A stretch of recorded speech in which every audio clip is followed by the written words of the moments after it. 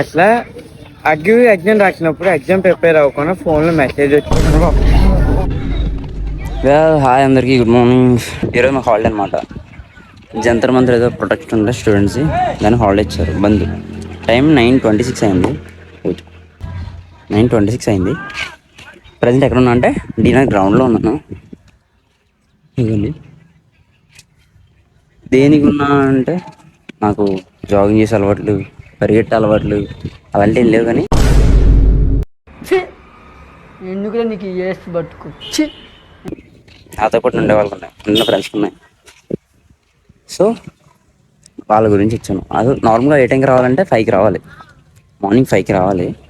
But ఏంటంటే ఎన్నింటికి వచ్చాం కరెక్ట్గా 7:50. కార్తీక్ ఎన్నింటికి వచ్చాం? కరెక్ట్గా 8:30కి వచ్చాం. టైం 9:30 అవుతుంది, ఆల్మోస్ట్ 9:30 అవుతుంది. గంట అయింది వచ్చి. చూస్తే మొత్తం గ్రౌండ్ అనేది ఖాళీ కనబడుద్ది. పరిగెట్టేవాళ్ళు, జాగింగ్ చేసేవాళ్ళు ఈ టైంలో ఆడుండవు, అందరు పొద్దున్నే. మామూలుగా ఏమైందంటే మా ఫ్రెండ్ వాడు ఉంటాడు. సో అయితే అగ్నివీర్ అనే ఎగ్జామ్ ఉంటుంది ఒకటి, అది రాసాడు, క్వాలిఫై అయ్యాడు. నెక్స్ట్ ఏంటంటే ఆడు రన్నింగ్ చేస్తే ఫిజికల్ టెస్ట్ ఏ ఉంటాయి కదా ఇది, కానీ ఆ ఎగ్జామ్ రాయాలి.